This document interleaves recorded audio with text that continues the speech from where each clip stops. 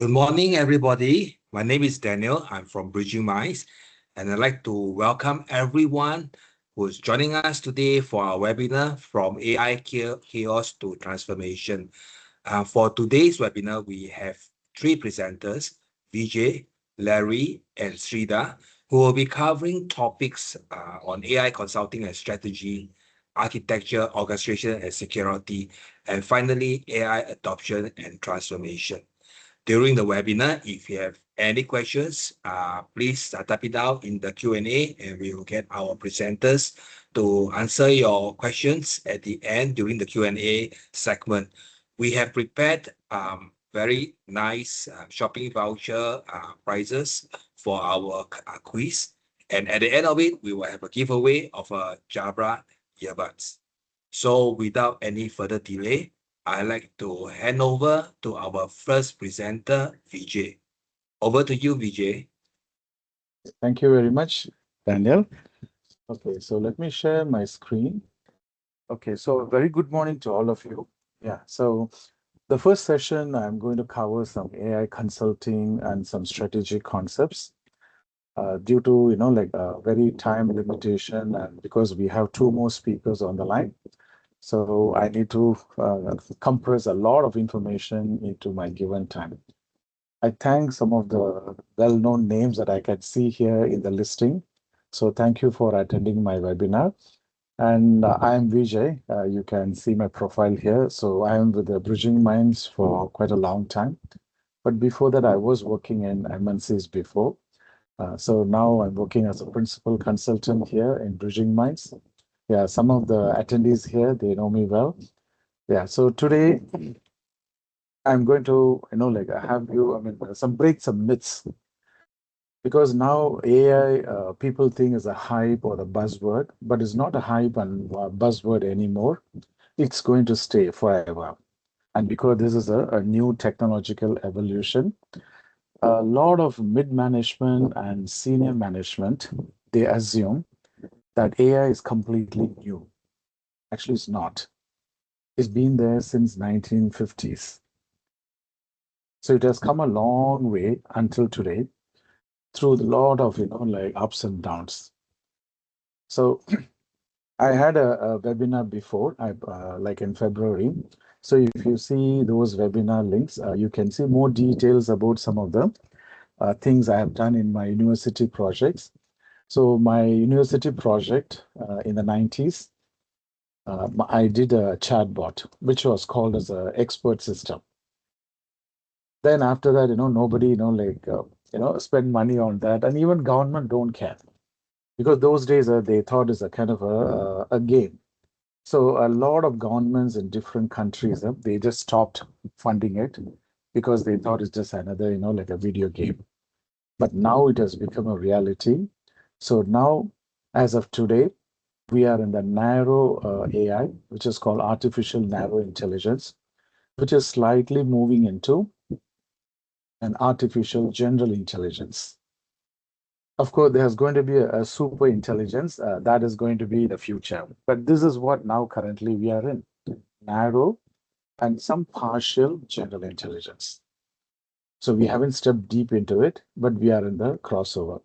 So this is the evolution of AI. So if you are a fresh graduate or if you're already having some experience, you might be thinking, like which direction I should go. Should I need to, like drop my current career or job or totally move into a new one?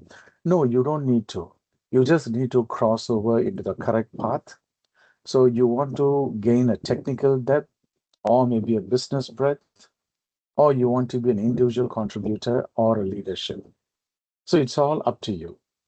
In Bridging Minds, we are going to provide pathways for you to grow into an enterprise AI architect, an AI solutions architect, and AI product manager. Because the data scientist and ML engineer, we call this as a DL engineer or ML engineer, deep learning or machine learning. Yeah, this is more, like a programmer. You need to know a lot of programming stuff, some mathematics, some, like a Python skills, those kinds of stuff. which we are not currently focusing on. So we are focusing only on the architecting and consulting part. So let me give you an analogy of how, like all these things, like is going to be established in any organization. So you can see here on the top right hand side here, the enterprise AI architect. Okay, something we can call as a chief car officer. So he or she is going to strategize and see what needs to be designed and sold. That will go down to the solutions architect, who is a designer part. And when the designer is working, obviously, he will be working, along with data scientists and machine learning engineers. This is not like an isolated or solo roles. It's all going to be in one department. So mid management and senior management must know that there's going to be an AI engineering team. That is what you need to plan. And for that, currently, what a lot of like bad things is happening in the real world is people are getting fired, people are getting retrenched, and then they send the people off, assuming that Chat GPT or even like a Microsoft Copilot or Gemini can solve the entire business problems. No, you need to establish your team first. So that is what the analogy I'm giving here. So the mid management and the senior management may focus on two important roles for now, which I'm going to cover: AI consultant and the AI architect. So Bridging Minds is going to like give you all the courses down the road, step by step, to make you an AI consultant or AI architect. Even though both the roles are like complementing each other, of course when it comes to the real work, they are slightly different, but they share a very important accountability. And what is that? Bring more money to the company. Shared ROI. So if you want to become an AI consultant, your focus is like understanding the business problems, drafting the business cases, okay, like arranging like some meetings with internal or external stakeholders, do some project management. When it comes to AI architect, this slightly goes into like understanding the hardware, software, see whether we can scale it, okay, and also bring the governance, the reliability, security, and the compliance. This is what my second speaker, like Mr. Larry, he is going to cover some of the AI architecting stuff. So in his, like presentation, you are going to see a lot of AI, like architecting agents and some, collaboration stuff. And my third speaker, Mr. Sri, so he is also going to cover some AI consulting, especially the stakeholder and the change management part. So he'll be talking about those things in detail. But I'm giving an overview of what Bridging Minds can offer along the way. So whether you want to become an AI agent, AI, like consultant or a strategist or an architect, the base thing is where you're going to spend the money. That's very important. You don't need to buy all the new apps and everything, immediately and dump it in your organization. No, that is what now people are doing it. So understand that, a predictive AI and generative AI, these are the two main base or fundamentals of any artificial intelligence subject content. And predictive AI has been there since 1980s. You go through all the historical patterns and then you try to predict whether, like tomorrow, like how much sales is going to happen. And will the customer, like be with you or run away? Will the equipment fail? So this is about what will happen next based on the past history. Whereas generative AI is what everyone is doing now. ChatGPT, Gemini, Claude, right? DeepSeek, Quen. So you are using, like those softwares to generate something new. So this is your creative collaborator. So now the management needs to ask yourself where you're going to spend the money. Are you going to enhance your current systems, legacy systems with AI capabilities, or you're going to rely everything on the, like internal or external, everything is new. So you have to think carefully and then invest. So just to give you an overview, okay, so the predictive is about prediction, probabilities, and you're going to use a lot of statistical theory, which has been in the world for quite a long time. All the business warehouse systems, data analytics, data warehouse, data lakes, everything belongs to this predictive AI. And today, almost all the organizations in the world, they have some sort of, like a predictive technologies. But if you top it up with the AI agents, it becomes more powerful. And that is what, Larry is also going to share with you later. Okay, how to, like design AI agents and how to orchestrate them. So similarly, generative AI. Yeah, this is new. So it's been there, like in the last, like a few years, but you need millions of examples to train these AI agents because it's in the form of large language models, diffusion models, GANs. GANs mean generative adversarial networks. These are all some software, like models using which you are generating new stuff. And now the Gen AI is where a lot of things are exploding because your Gen AI is where you're going to create something new for your organization. This is to penetrate the market or maybe expand your market. So this technology is exploding at a very high speed. At the same time, you should not forget your existing systems. You can't just throw away all your old legacy systems and rely on something new, right? Because you have to take a baby step. So you need to spend your money carefully, where to spend and how much to spend.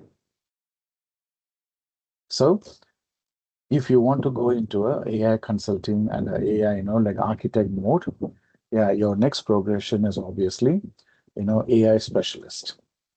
Yeah, we have AI, like a professional course which acts as a foundation. Then you move into Gen and predictive AI specialist.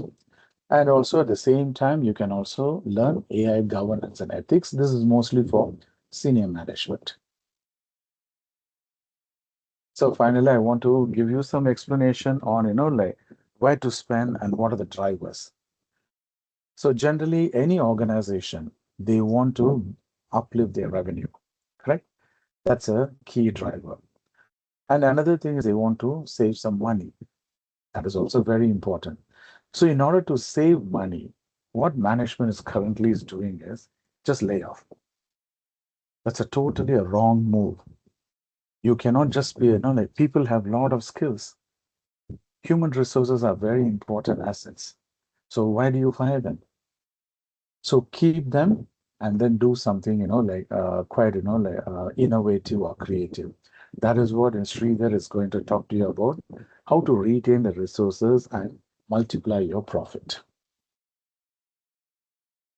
And when you're going to invest in your AI department or engineering team, obviously, there's going to be a hardware cost, software cost, there's going to be an ongoing run cost. So the whole idea here is how to keep your costs low and bring up your profits. So by going through proper strategies, establishing a very good team, focusing on the right roles that I showed you earlier, definitely every organization can get a proper ROI. And obviously, there's going to be a lot of, like governance, because when you're going to design AI agents, you need a lot of data. And where you're going to get the data from? Is going to be a real data from somewhere else, or there's going to be a kind of a synthetic data. Synthetic data means one AI agent can create a lot of duplicates. But you have to rely on the duplicates, right? Because the duplicate data or synthetic data should reflect the real world scenarios. So governance comes into the picture. So this governance is where we are going to see whether this particular AI agent is really useful, profitable, or is crossing the legal, like ethics and boundaries. So there's going to be an AI governance. So when we talk about, like AI investment, okay, AI ROI, so there's a lot of factors involved. So don't just rely only on the third-party softwares. Also need to know how to tap in your internal technologies and human resources. So that is what my subsequent speakers are going to give you more details on that. So finally, I want to finish one important thing. So in Bridging Minds, yeah, we are giving you the pathway for you to become an AI consultant and architects. So both the roles, even though, like the title role-wise, they are like 30% away, but 70% they complement each other. So you may start in any path. You may first become an AI consultant, then you may move into an architect, or you may become an architect, then you move into AI consultant. Because both the parties or both the roles or positions, they help organizations ROI. So this is, like what this is what like Bridging Minds is going to help you to move forward. Okay. Yeah. So with this, I am finishing my a high-level view of the consulting and the architecture. So I'll pass on to the next speaker. If you have any Q&A questions, if you have any questions, there's a separate Q&A session later. Yeah, so over there I'll clarify. Okay, please go through other presenters, things. Then we will discuss later. Okay, so thank you very much. Yeah, over to Daniel. Hi everyone. Good morning. My name is Larry. So I think what Vijay has mentioned has brought to key factors of the same old fact that we all know: change is constant, and with technologies like AI, it brings about the rate of change even faster than we can breathe. So that's why there's and bring a lot of variable factors. It's like, guessing what's the next round of total numbers or 40 digits. The more numbers you have, the more permutations you have. And AI technology has brought in about a bigger range of numbers that we can actually count the possibilities. So we can do a lot of things more than we can't maybe about 3 years back, due to gaps and everything else. So I'm here to talk about agentic AI. Basically, what is it all about, and how can we embrace and move forward, bringing value to the organization, bringing value to ourselves. How do we grow together with the change and move along with change successfully? Now, that's my key game. So I'm covering 2 tracks, track 2 and track 3, which is basically the architecture, security, and track 3 is basically security and governance. I'm more into the getting to know the capabilities, the knowledge, what it is, and what it does, and we are focusing on how we actually can do it in those areas, both designing and security, security by design to embrace AI architecture using agentic AI. Okay, so let me go through a few things. So that's my goal. One of the key things that most of us have been once upon a time a pre-sales, post-sales project, or even a business analyst or CISO or whichever it is. With this new technology, what do we need to know more about what we do not know already? So was in the last 4 or 5 years a lot of introduction of new namings, new technologies, and as you all know, AI technologies availability has become every week. Actually, every week is volatile. NVIDIA introduced a new chipset. There's a new LLM modules. There's a new catalog that's out there, and open cloud features, security risk. So a lot of things are coming in on the weekly basis, on the daily basis sometimes. Yeah. So what do we not know yet as a system architect? So we're going to look at how do we design one, what's the best practice of looking into it, and how can we bring value of back to the organization itself. and help the organization grow. That's our key goal that we try to do, that we are doing all by embracing change. So I would just go straight to the point of why are we offering such things? Because what we see in the industry today is that there's a lot of buzzwords that is out there, and it's like, and there's a demand to say that, there's a lot of benefit of AI and generative AI. How can we embrace it? How can we bring value to the organization? How can we ensure that we are relevant? As an individual, as an organization, we are trying to seize the opportunity to grow and adopt the change efficiently and effectively. So what I'm going to cover is some of the key changes and gaps that we identified and we try to address by in our courses that we're offering, from foundational to the intermediate, eventually to the expert level, to be able to bring value, to have the skill sets to bring value to organizations and ourselves. So one of objectives that we have seen, we'll be touching about what are the gaps in changes in the design and architecture, what are the paradigm gaps that we face today, and what the integration and connectivity gaps bring about with this new technology that comes with the technology, and the impact on the resources, and also the workflows today, the way we see things. How should we minimize the risks that we are taking when we adopt changes with this new technology? What would our mindsets should be like, and what are the things that becomes readily available for us that we can actually so-called leap onto the opportunity to be able to grow faster and better, to take these opportunities up. So one of the first things we're going to look at is the architecture and paradigm gaps. We have been doing DevOps. Cloud has been doing provisioning, automatic, automation.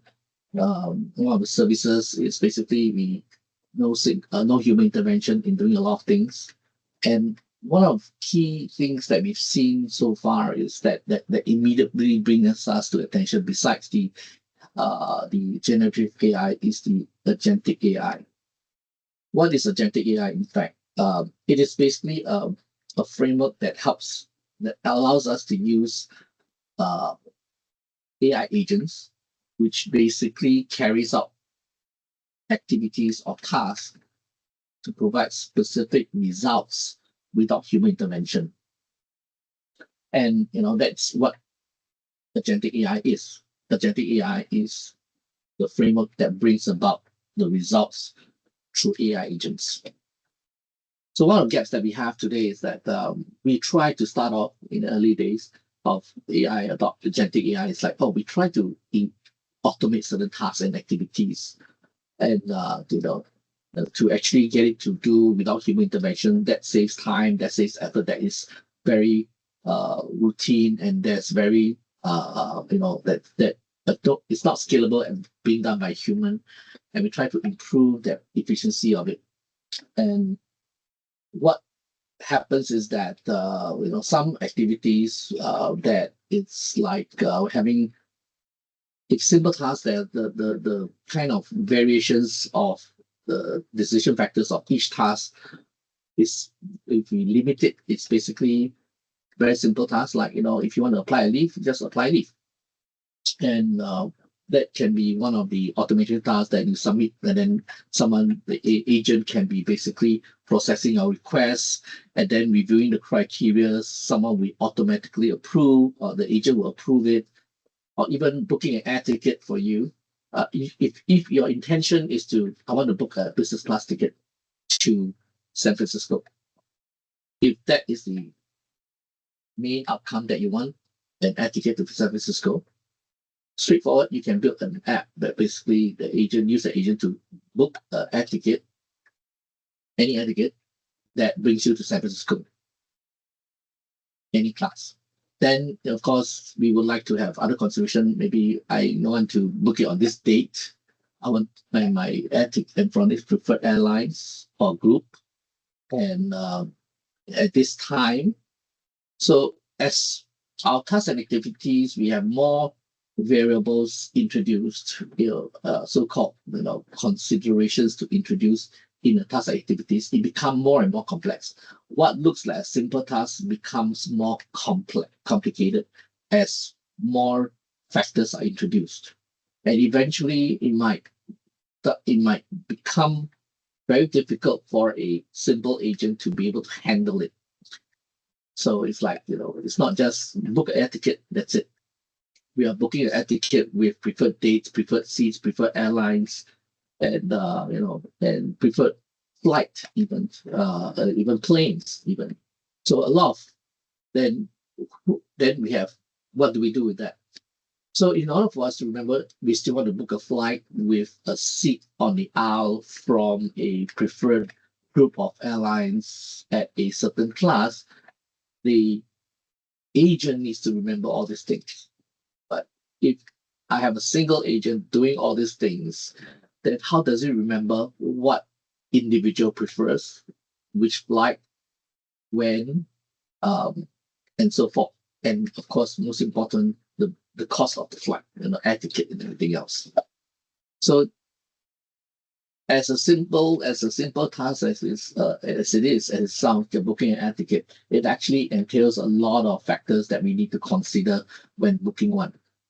I think those operations will understand that a simple task is not necessarily simple because there are a few other considerations to make sure that this is done in a certain way. Checklist is done in a certain, just like in a manufacturing line, there's always milestones that check and verifies that certain things are done to standard. If not, you will have to go back to do certain things. You know, do some extra activities to bring it back to normal so that it becomes acceptable end of the day.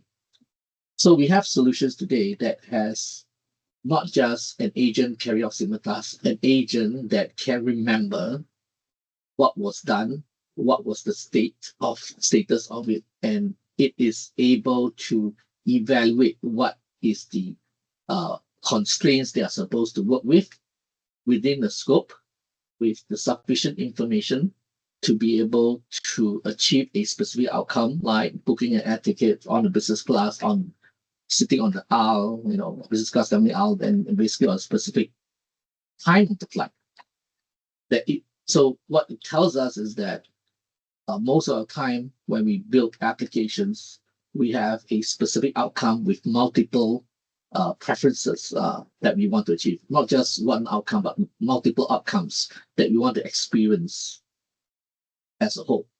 So just like a service, we want to enjoy a good service with various features that comes about, and it remembers all these things. So the agent has become, it's not as simple as just buy an etiquette. It buys an etiquette at a specific time. So we have technology like what we call line graph. This has been available for about 4 or 5 years, and it's open source. Line graph is a technology that remembers that has the capability to leverage on the L agents to be able to remember the state of booking an air ticket and checking whether it's available on which flight within the cost and all that. So you can remember a few things and all that stuff. But having all this solution will impact certain resources. How will it impact the content, the context windows that we have built in today? Is it sufficient or not? So that brings about how AI, agentic AI things, what are the frameworks, what are the key considerations, how do we build an AI stack for us to do all these things? So what we are trying to address is when we build a simple agentic AI, we are able to consider the various factors that help us that will successfully bring us to the outcome that we want to achieve with producing an agentic AI program or service. And with that, we talk about the topologies itself. We want to, and that brings us to, one agent may not be sufficient for us to work. Then it brings up the next considerations about topology. How should we deploy our agents? Should we have one agent, one manager agent, many sub-agents to be able to do certain things. How should we design our agents to be? Should it be linear workflow? Should it be role-based workflow? Should it be autonomous? Autonomous will be like every agent will be able to manage a request and be able to what we call reason and be able to act and be able to review to ensure that the outcome will be delivered. The right outcomes will be delivered. So these are the considerations that are new, that is normally done by human with a lot of communication. Now it's done by a program which needs to be deployed correctly, communicate to each other program efficiently and consistently to get the right outcome. So two things we need to, that's a change a lot, is our mindset of how it should look like, and recognize the fact that tasks can be, task is not a simple, and there's never a simple task. There's always what is the outcome that we want to produce, and based on those outcomes that we want to achieve, there are many different factors that need to be considered. And how should we build and design such that it is efficient and effective to do what it's supposed to do? So that's a. So we talk about connectivity. I mean, after we have how we want, what we want to do with the agents, how we are going to design and deploy the agents, and how do we ensure the agents are able to communicate to each other in an environment setting. So we discussed about that recently. In the last, I think, 2 years or so, multi-context. This year, Anthropic introduced MCP, and then Google introduced A2A communications, and of course, prior to that, we had simple AI API connectivities. So there was a discussion as to how do we ensure communication is successful? Do we do just API? Do we just do agent-to-agent communication, or do we use MCP, which is better, or do we use all? So what are the considerations to select what kind of tools or protocols do we need to use? So we'll be discussing those. We'll be discussing those as we kind of cover the foundation. What are the considerations? What are they? How should we use them as a part of consideration? So we are progressively going through a thought process. We'll be discussing a thought process from the business value point of view. What was the deliverables, expected change? And from the expected change, we will be able to understand the constraints and specific outcomes that we want to produce. And from the outcomes we design, specifically how we want to put all those different architecture in place. Then from there, we decide what kind of protocols or models we would like to use to be able to communicate. Now, agentic AI doesn't necessarily need to have a big LLM. In fact, the way it depends on the way we design. Sometimes we would want to spread, and then we may not need a public LLM.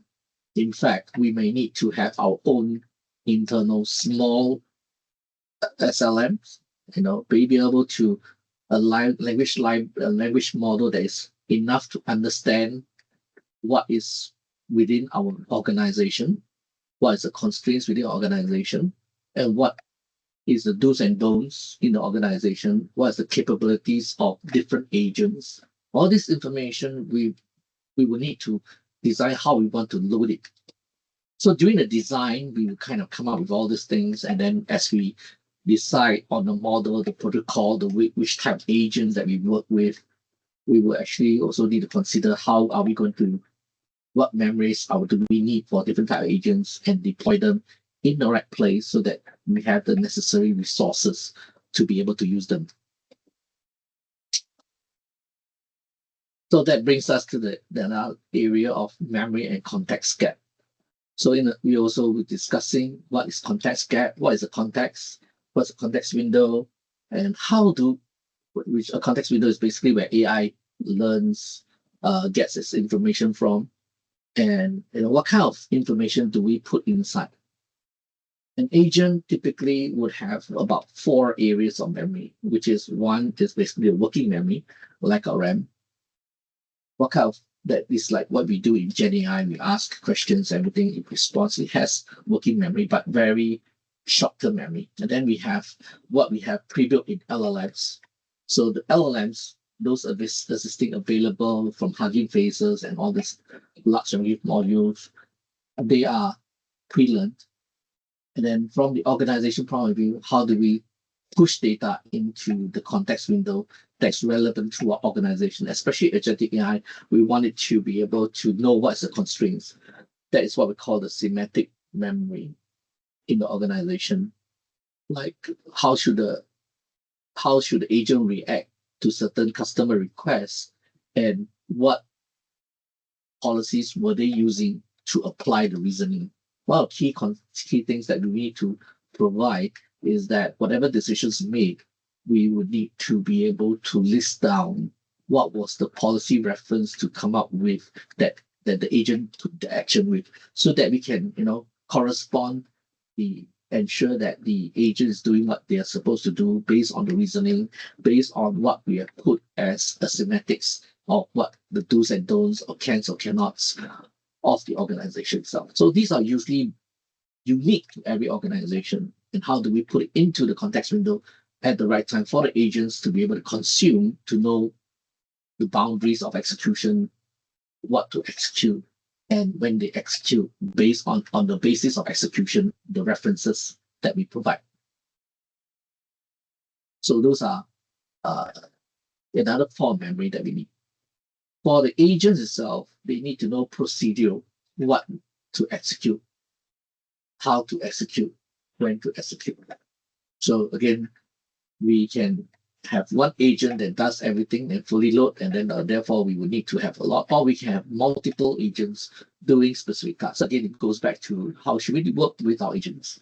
Should we do role-based? Should we do what we call linear workflow? Should we have autonomous? So those models comes in to determine what kind of action we want to take, and which model should we best apply, and in those models, what kind of memory is required, and how should we bring those memory to a context windows for the agents to be executed, update. Eventually, we'll bring it to the LLM that is within the organization, so that targeted users of the organizations or stakeholders will be able to tap on them itself, so that they can get response. Okay, so there's a few types of memory that the agent needs, and that adds another consideration when we develop agentic AI based on the model type and resources available. How are we going to put it in place to ensure that the agent still carries out what it's supposed to do and produces the right outcome expected to deliver the value of business value? And as mentioned, we also need to have that area of governance and also a decision factor as to where should we put the human itself. Should we put the human in the loop at the beginning before we execute the agent itself? The approval needs to be done. Some task activity, can it be, if it's mature enough or the risk is low enough, we may just put human on the loop as well, so that human do not need to be able to approve because it's a low risk task and it's procedural and the impact is low. But perhaps maybe human will be on the loop that monitors and observes and what happens. Or even if the agentic task carried out by the agent itself is of high competence and consistent itself, we may put human out of the loop at the end of it, where we review. So that is what we call episodic memory, where we let the agents review what has happened, what can they do better, what, to improve how efficiently they should do the thing itself. So sometimes we have different aspects when we look at the task and activity at hand. Some agents do need to have episodic memory to be able to remember and assess. So most of the tasks that they carry out will go to like reasoning, act, review, and then they go back and update the outcome itself. And then, they review themselves to see how they can do better itself. So that's what we call episodic memory itself. Then the ability to trace how the agents, why did they take this action, based on what basis or what references.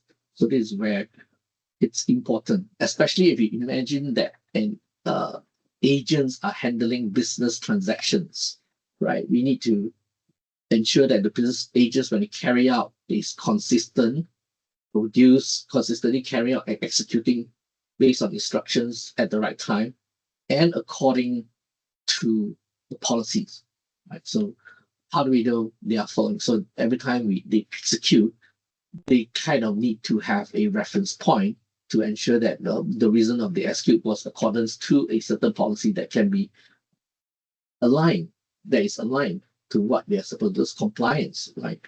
So if there's regulatory compliance involved, all the more we should have these references built in.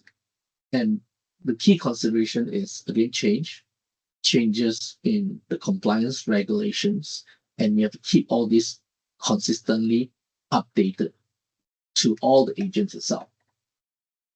Make sense?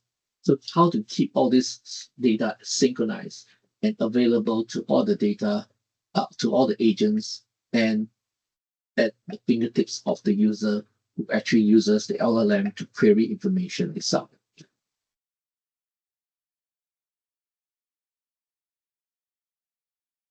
So what we're going to cover is the architecture. When the foundation courses, we try to address the key main architectures available, focusing on business value.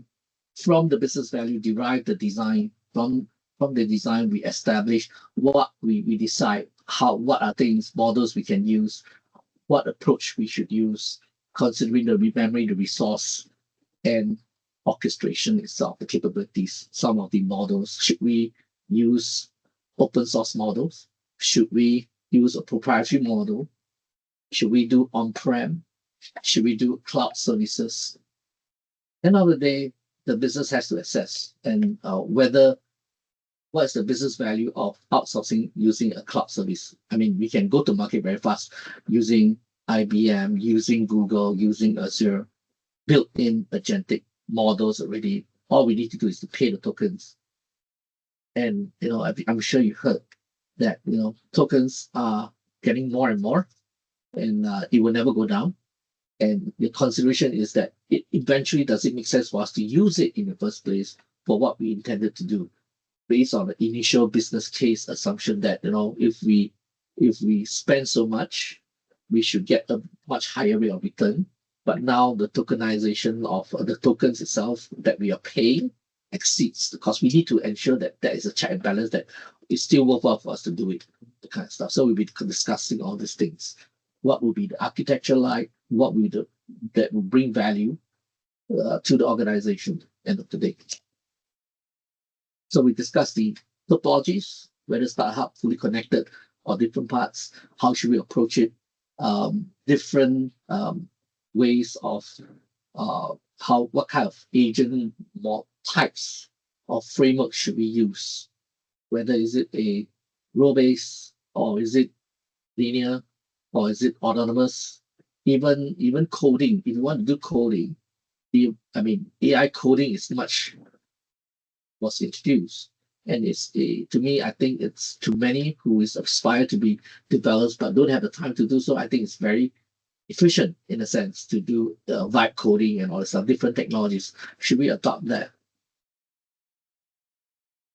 Then consideration of how do we link these respective agents together to communicate so that it's efficient and effective to bring value to the user. So mistakes required, how do we keep it up to date? Especially those company policies, the do's and don'ts, that what agents should consider, the specific instructions of agents, because we do not only need to consider, we build the agent there and let it run, should work, and it will work consistently. Even if we achieve that, our business model does change, right? Because of the environment. So when the business environment change, we still have to review our models, our agents, to see whether how do we adopt and embrace the change of the direction, right? So we need to review and consider all these things. How do we continuously upgrade, continuously adopt the changes? Then deciding how should we avoid where the agents are not able to review what they have done or review the outputs or outcomes that they have produced, and then they might end up, in a loop itself that end of the day suck up too much resources that they are not able to produce the outcome. Not only they're not able to produce the outcome, but they take up too much resources to actually produce it that might cause a failure in doing so. So how do we avoid the pitfalls, and where should we put the controls, check and balances, ensure that the agent is able to not run away and consume too much tokens that the business was not expecting. I'm sure you heard cases that there was an agent running that consumes so much tokens that it racks up the bill that impacts the organization, which they don't expect it to. So where should we put the checkpoints and the gateways to actually protect against such risk? So in the track 2, we'll be talking really about our goal of track 2 is basically to provide the necessary knowledge and capability to participants to be able to reason out and focus on adopting change that brings value to the organization and the individual as well. So that, and how do we go about doing, and then establishing and designing a feasible approach to be able to leverage on the technology of agentic AI and to be able to bring business value end of the day. So that's the architecture part of it. But normally the design and architecturing part is like, there's no different from what we discussed about the last 3-4 years about security by design, or even 5 years, security by design. When you have a design and architecture, security should be considered at the beginning of the change itself as part of the requirement. Although I'm covering in a different track, then that's where I'm looking from a security point of view.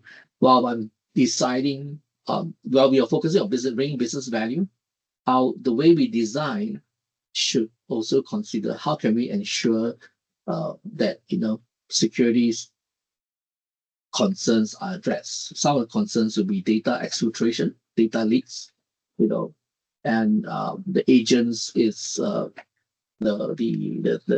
models that we use, the open source modules, do not have any backdoors or are not secure. The public models that we are using will maintain our security of the asset of the data itself and the credentials and the API keys. So with the introduction of different technologies to secure it, we also need to assess the risk.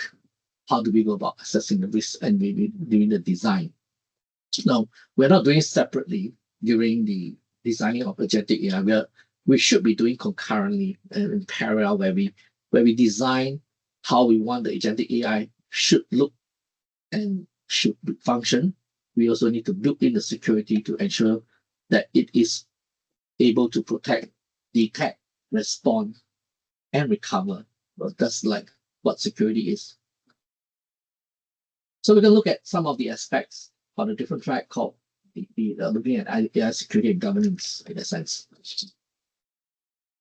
So with, again, new technology, there's a lot of functionalities. I mean, historically, when there's a new thing, there's a new functionality, we want to embrace it, but we also need to consider what is the risk, what is the impact that after we we could be facing.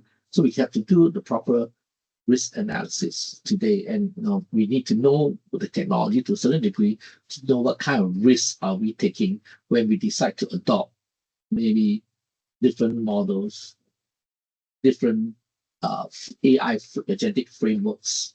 Like, for example, we use frameworks. Sometimes we can look at it like LangChain, LangGraph, or use OpenClaw. These are different frameworks that's available for us to build agentic AI. Or should we go back to basics, build our own JavaScript program, Python program, or even PowerShell program? for a matter of fact, to actually build our agentic instead of using those ready-to-build models. So that's what we are looking at. One of the things that I'm sure everyone agree today is that whenever we're asking, application security has always been there. We cannot forget about application security because end of the day, what all these are applications and web application at times. So we still would have that consideration of how do we secure those applications? What kind of risk would it bring to the organization if we use those applications itself? So if there is every applications that we develop or software that we have will always have a vulnerability itself. It's a question of are we able to accept those kind of risk? So with AI, one of the things that we introduced were LLMs, right? And we know that LLMs are pre-built and pre-learned. And and we have some risk of using LLMs that are pre-built learned if we don't learn any more new things. When the user uses the LLM, it provides whatever information is available back. That's pre-learned. That's one. Now, LLMs, we all know that actually do not understand syntax. They only understand mathematical patterns called vectors sometimes, and they convert all the questions and queries that we provide as a human into vectors. So, and using vectors, which is maths behind it, to help us to measure. So, a simple way to think about asking the right question, the LLM just to understand what the query is itself is a challenge because, for example, they convert to tokens and words are converted to tokens. Tokens are then eventually referenced as vectors, and vectors are then they use that neural logic to be able to understand what actually are you asking per se. So trying to establish what the query is from human to actually maths behind it, there will always be a gap in that sense. And LLMs are trying to bridge the gap, and they are doing a pretty good job today to bridge the gap or trying to ensure that users they respond to what the user is asking specifically.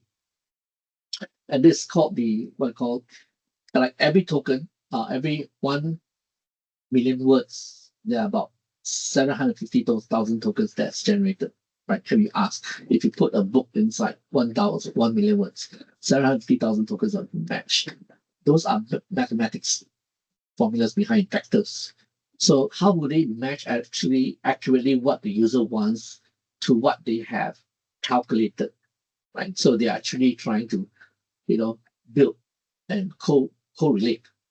That was like 3-4 years back. There was a lot of hallucination. So sometimes because the LLMs do not know what they are doing, they cannot find the match itself. You'll find the next nearest neighbor, and then they try to match. Oh, this could be what you want. And of course, it's what we call hallucination. That was a risk that we had. So, and some of this information are brought back into the context window as the user is asking. That context window is there for users to remember so that it's kept in that memory itself. So the size of the context windows about today can hold about maybe 1 million tokens today, which is quite normal today in what we're asking, especially when we ask ChatGPT or stuff or Gemini. They hold about 1 million tokens in memory in the context window. Then so that it can, whatever you ask, it can translate and then compare and then return very fast, right? So all these context windows are shared. So if an attacker wants to, get more information from it, they can, they can actually ask, and then sometimes they get this information directly or indirectly. So this kind of attack, sometimes we call it prompt injection, or indirect prompt injection to access data itself that they're not supposed to get. So imagine you have corporate data in the context window itself that is the same that users ask, and that context window is a third party is able to access and then ask information that is supposed to be sensitive but is responded by the LLMs. How do we really know what is sensitive, what is not sensitive, right? So that is the key challenge today with LLMs. How do we know that what kind of data is being leaked? We are not able to see it because it's in maths formulation, and then the system will automatically respond based on closest matching.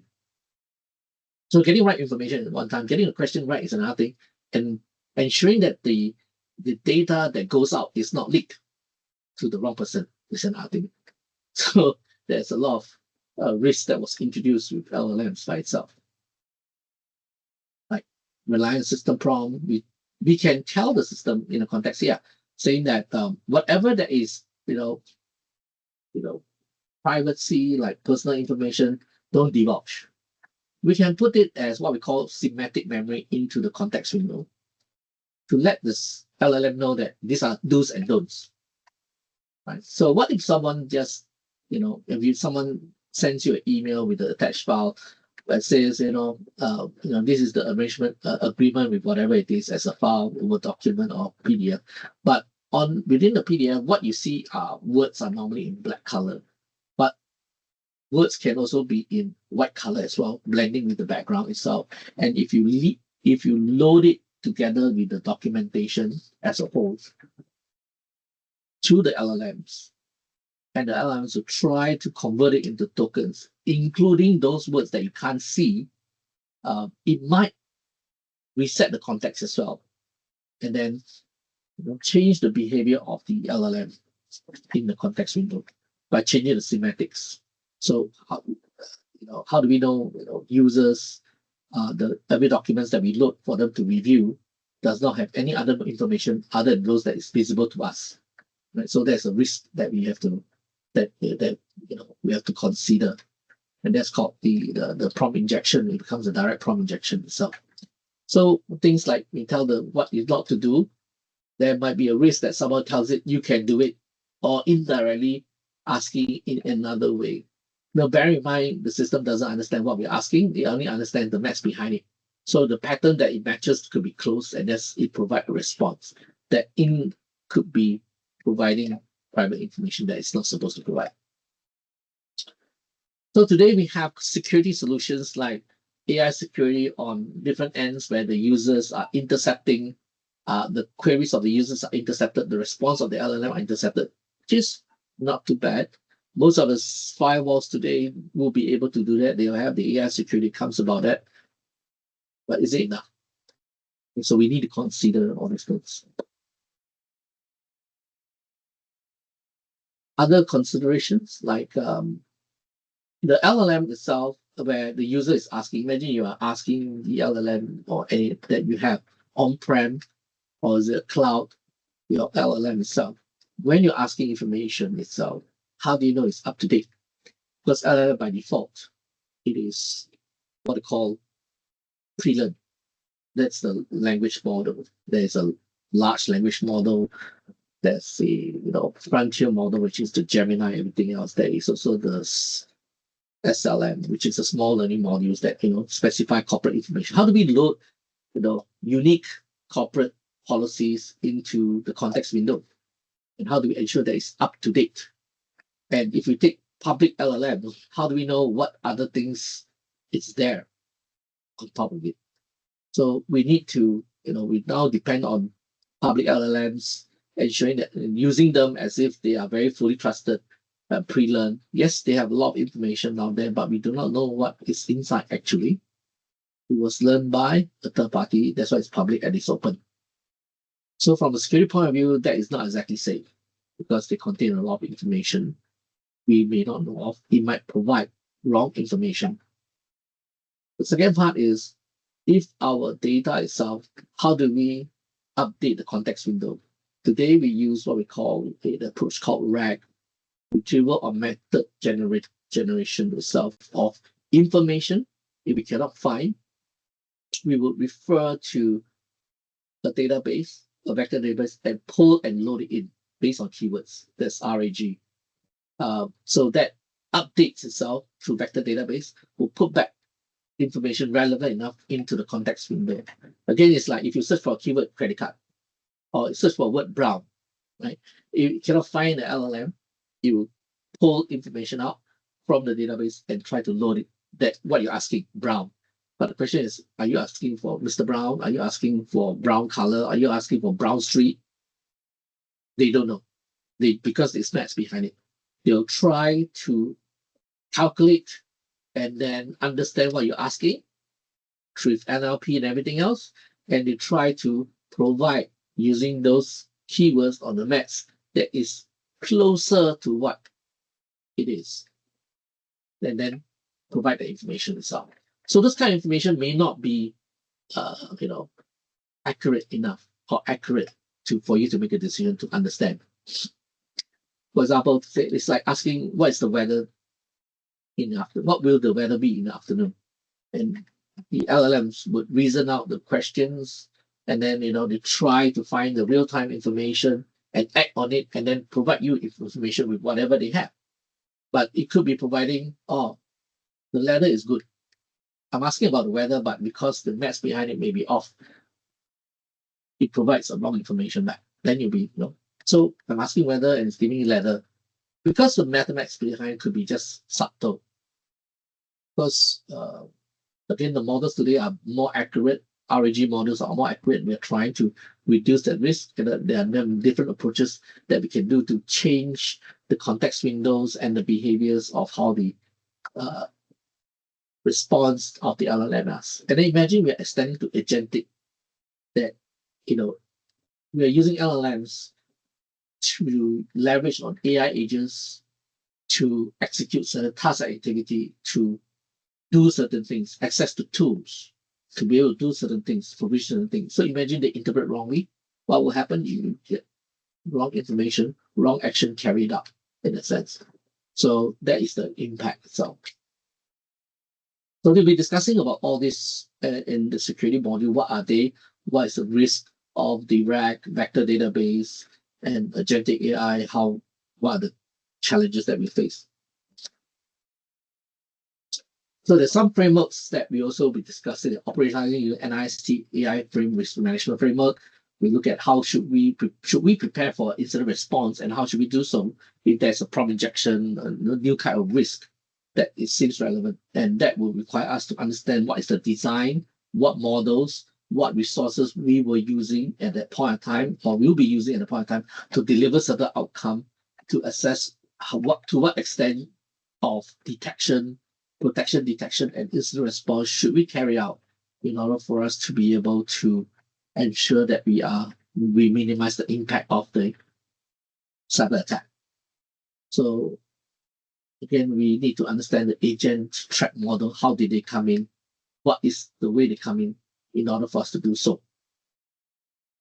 And what is our current gap in terms of our current gaps that we have, that we need to apply controls to be able to reduce that risk, and ensuring that the controls are working, and how much are we willing to spend. So basically, the threat modeling help us to assess based on our relevance and business case of introducing incident response plan. We need to prepare for specific agent threat models, and those threat models, what are the gaps? So the designing the incident response is also another thing that we need to consider. So end of the day, we hope that our course will be able to address the gaps of the information that is needed to be able to make sound decisions, or to understand the context of the different cyber attacks that AI, agentic AI, generative AI has introduced, and to come up with the business case to understand to why should we protect, how much should we, if we are going to protect it, with the business case, to what extent, how much are we willing to spend, to come up with a design that can properly put in the necessary controls for reducing certain risk, for compliance, or to ensure that the business is able to keep the lights on and do what they need to do. Yeah, so again, these are some of the common threats that we see today. Vectors of attack could be prompt injection and people providing some information that is not, that LLMs, they are providing a lot of information that could be competitively sensitive. AI may not understand all these things. They understand maths behind it. So the other type is after coming out from the cybersecurity approach, we would be able to come up with strategies to how to reduce that risk and basically design certain technologies to put in place how to go about to prepare for incident response. Yeah. So these are some of the attack surface area that is available, the data that is the LLMs, the data that we put into the context memory that is learned, the fine-tuning that we put inside, then basically the reasoning windows, how do we ensure that they don't go beyond, how do we ensure that the data that we continue put in memory for the agents, for the LLMs are relevant itself. Like for example, episodic memory, schematic memories, working memories, procedure memories, they are all relevant. Ensuring that while we are changing, sometimes we actually LLMs, we can alter the way it interprets by fine-tuning, by changing the models a bit, the weights of the models. But the consideration of risk of changing the weight of the models using fine-tuning and prompt engineering, and loading what is necessary will affect what they originally was capable of. Like, it dilutes or it deviates from what is originally capable. So some of the ways that they interpret the questions in terms of them, so more are using weightage or certain so-called embedded vectors itself to come up with what the question is that the query is to understand by the user itself, what is being asked by the user. The model weights will affect how the system interprets. So if you alter the model's weights, it might not be able to, it might better understand it, but it may not be able to, it might lose out on other capabilities because you have shifted the weights. So the kind of like changing the weightage might gain something, but you will also lose something itself of the capabilities that you originally intend to have that LLM to be used. So we have different type of prompt injections that's capable that might alter it. So these are some of the impacts of the that we'll see, and we'll be discussing like poisoning and supply chain, prompt injection, and we're discussing all these things, and how do we ensure that the data that is not lost, ensure that it's being consistent and flowed. Yeah, so my key takeaway is in Track 2, we'll be covering architecture, and Track 3, we'll be looking at security governance, and that embraces all this design that we come up with in Track 2. What are the things you need to look out for? So the foundation prepares you for that, the intermediate prepares you with some hands-on with it, and that one we are planning, it's still designing itself. And that's it for me. Thank you, Larry, for the insightful presentation. So before we continue with our final track, let's have a short interactive quiz session.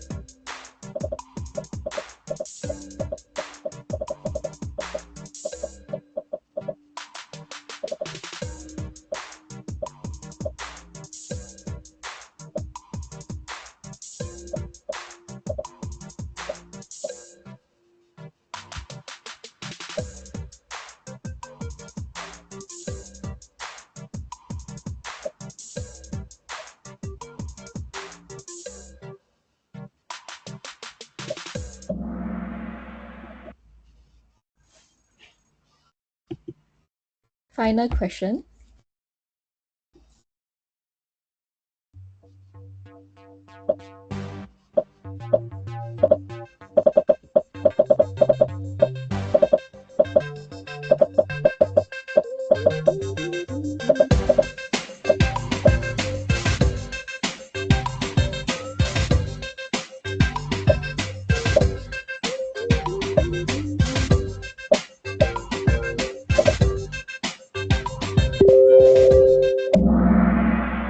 Okay, let's see who's our winners.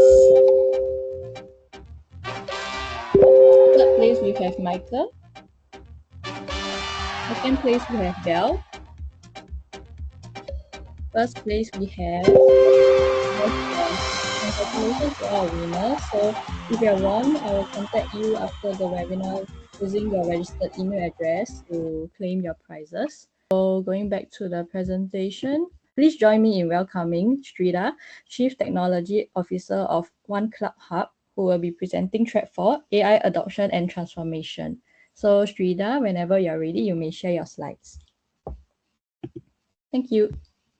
Hi everyone. Good morning all.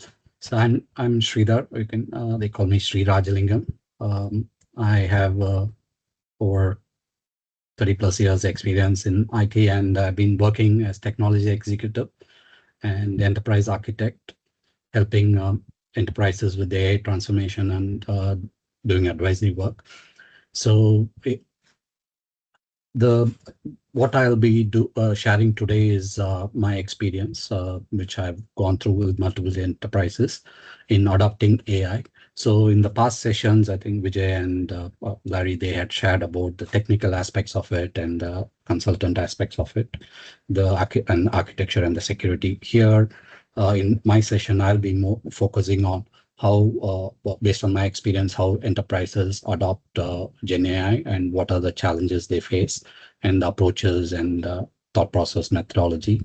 And at the end, I'll also share a couple of programs that we may launch for leaders and managers to help them with their adoption programs within their organizations. So that's what I'll be covering today.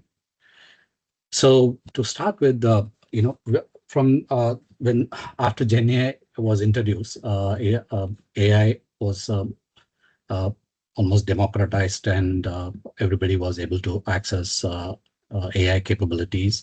And we've been within most enterprises, employees have already started adopting tools like ChatGPT, Copilot, Gemini, Claude. I think most of you should be already familiar with these tools. And they've been used as enterprise assistants to boost individual productivity. And basically, many of the enterprises that we already working, they have enterprise licenses. They have given employees with the licenses, and the employees have started doing a lot of individual productivity activities. Where you have developers using Copilot or agent-based development tools, vibe coding. You have others using it for email summarization. People are using it with their CRMs to communicate with CRMs and to generate reports. So individually, a lot of this has been already happening. We see that already happening in enterprises. But the challenge is this individual momentum or the individual adoption has not translated into a compounding tangible benefits for the enterprises. I'll be talking about that later, getting into detail, but that's what we see.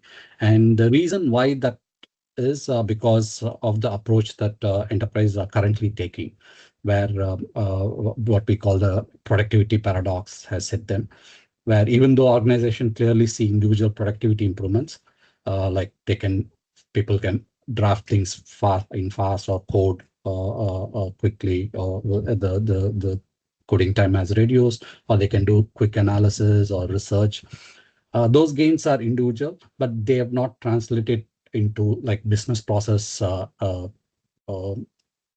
benefits or customer outcome benefits. For example, if say, for example, there are still a lot of manual and semi-automated activities where people still follow, which takes time, and efficiency are not there when it comes to customer outcomes. For example, even people still use chatbots, which are traditional, where they have fixed set of answers they give. So there are a lot of efficiency still not realized, and the reason there is a reason there. And I'll be sharing that later. But basically, before getting into that detail, the first thing we need to understand is how the maturity journey happens within the enterprise. That will help you understand better how the adoption can happen. So from an enterprise AI adoption perspective, what we have seen enterprises going through is these stages of adoption, starting from AI awareness. It's been happening in mature markets like Singapore for the last 2-3 years, and other developing markets are catching up, where they are trying to see how to get AI awareness among within the organization, people in the organization. That's the first stage they are trying to achieve. And they use various techniques like conducting hackathons or forming interest groups and those kind of stuff.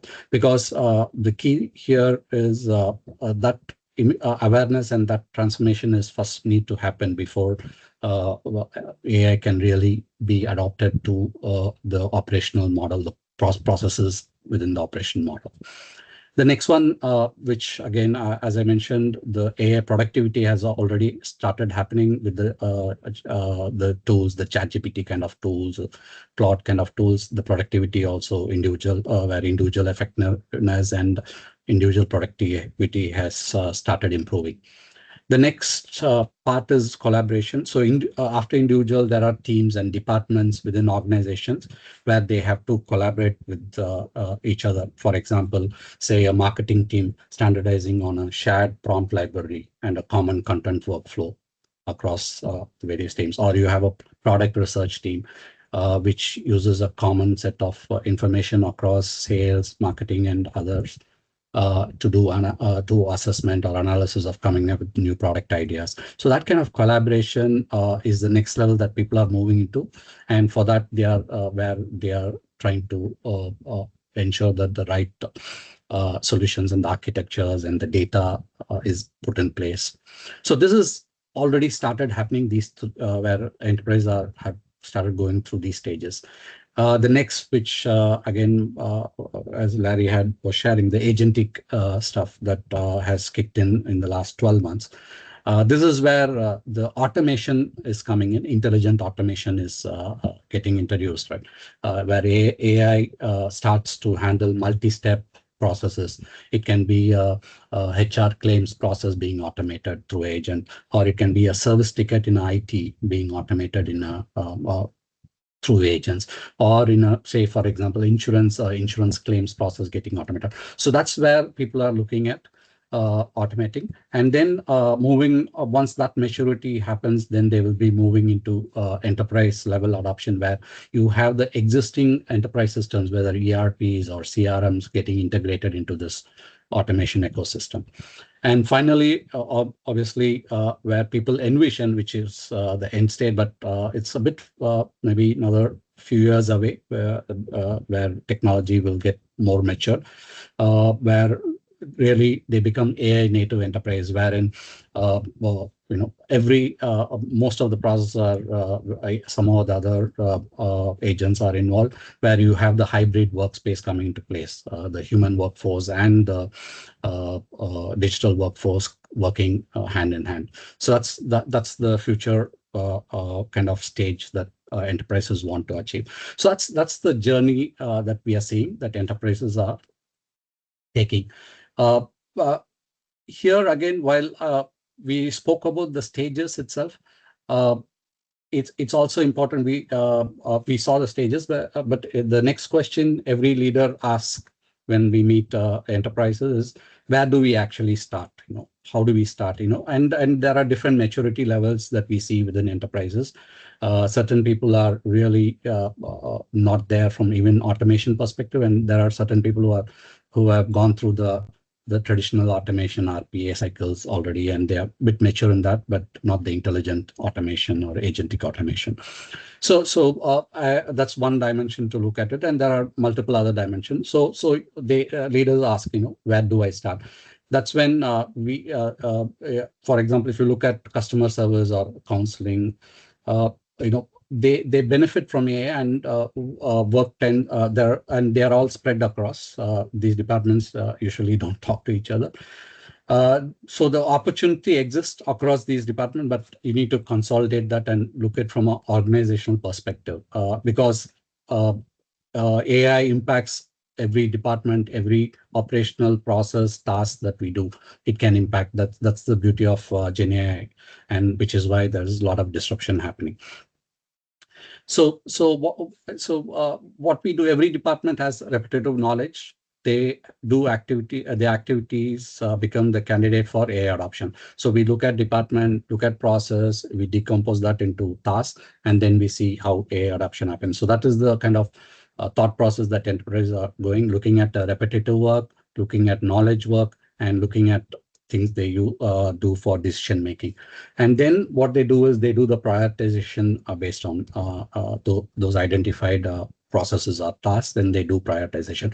So this is the thought process that enterprises are tending to move towards, where they approach it very methodically and not to just run POCs and pilots ad hoc, because that's not leading them. Like, for example, there was I think MIT report also, where 95% of POC or pilot did not go to production.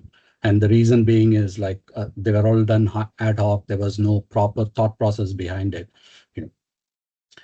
So that's where the prioritization exercise comes into. And then along the way, when we do the prioritization, what we also see from enterprise AI adoption, when it comes to adoption, we see patterns emerging now, where the use cases and that are emerging are around at least 3 broad patterns, but these are not all encompassing. But broadly, we see now these 3 patterns: a pattern around AI assistance, a pattern around agentic, and a pattern around what we call generative BI, where we ask questions to the questions to the data, basically in natural language, and we get reports and answers. So that's generative BI, and it's aligned in a way that AI assistant related use cases help the people. Agentic AI helps automating the work, and generative BI helps people to make better decisions. So that's how the thought process is, and these are the 3 patterns that has emerged. Now, then the question comes, what are the challenges? Even though the thought process I shared is there, not everybody thinking. There are challenges and barriers in going and applying this or using this to do the enterprise-wide adoption, these thought process and approaches. So that's where there are, through my work, I've seen a lot of enterprises having quite a few of barriers. I've listed 8 of them here. There are much more. These are critical 8 barriers that we have come across within enterprise, where it acts as it provides a friction from an AI adoption perspective. To start with, there are a lot of ideas. As I mentioned, AI is you can use AI everywhere in an enterprise. If you take your enterprise operational model, you can apply AI anywhere. So there are so many ideas, and the challenge is how for the enterprise, how do you funnel that and plan it to roll out those ideas in a structured way, which is where the prioritization framework comes into play. Where you have to have a framework where you have the dimensions to say, based on how do you decide what to roll out, whether it's complexity, ROI, quick win. So those dimensions, you look at it and roll out those use cases, and avoid. There are also department silos. There are a lot of experimentation happening in enterprises, and that is also causing a problem where a lot of siloed projects that are being built, and that's and as I mentioned earlier, the compounding benefit is not being realized by the enterprises. Lack of ownership, yeah. they do a lot of pilots, for example, but when it comes to moving to production, nobody wants to own it because they don't know how to go and sell that to their top management. They don't know how to do the ROI estimation, or they would have not done that earlier before getting onto the POC, and that would have been a waste of effort. So that lack of ownership is also there. And governance. Governance is a key thing. For example, it's a new area. As Larry was also mentioning, there's a lot of security, privacy related issues that are there that needs to be taken into account. A lot of guardrails need to be put. And because of the silos and a lot of these ideas popping up and everybody doing everything they like, there's a lot of governance challenges where people like share PI data, for example, when they do a chat in ChatGPT, for example. This is where the CIs, the Chief Information Security Officers, they're having the biggest challenge here. How do you manage it from a governance perspective while safely rolling out AI adoption within the enterprise? Methodology, I'll come to that to later, why it's critical. There needs to be a structured methodology, whether it's from a ideation perspective or from a rollout technical architecture perspective. People have to follow methodologies. Yes, the measurement, because again, there are tangible benefits that you may get and non-tangible benefits. For now, there's a lot of non-tangible benefits that are being realized, but the challenge is how to measure. People are struggling to know how to measure it. For example, say how do you measure productivity improvement? How do you measure efficiency? How do you measure accuracy? These are all very non-tangible benefits, and there is challenges, and this becomes a barrier because they cannot justify a use case. And selecting right technology, it's such a fast evolving area that every day, every week, new things come out, new frameworks come out, new models come out. Making sure that we choose the right technology and make right solution decision is very critical, and that's become also another barrier. People are not able to decide. The other challenge being the token cost also is another challenge. So these are all some of the critical barriers also that we have seen from an enterprise adoption perspective.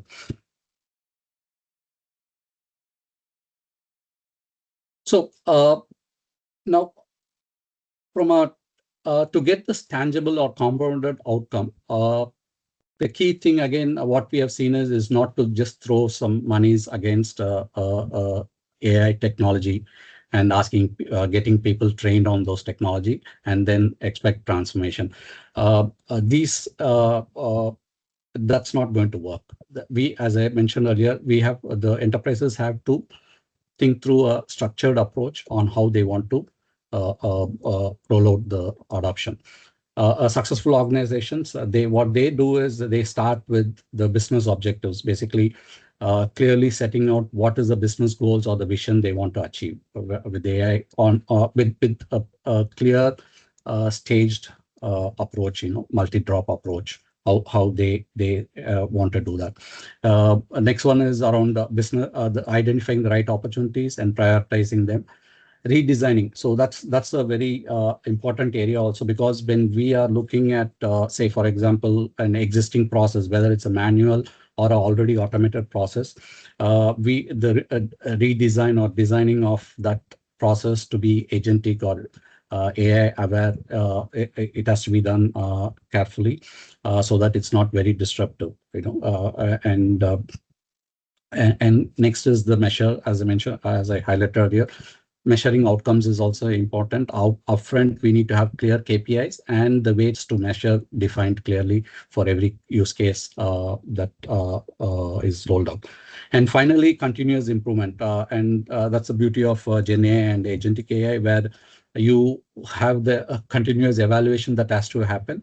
So that you can improve on your prompts, you can improve on your harness, many things that can be improved. Even fine-tuning the process, your SOPs, that continuous improvement also needs to happen. So this kind of, for a successful adoption or rollout of AI, organizations need to think in a structured way, as highlighted here.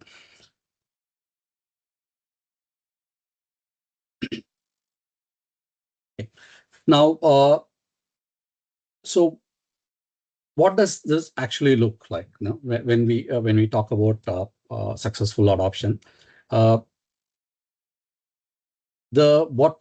I've seen is there are some traits that organizations which have which have these traits, they seem to be having better success than others who don't have that.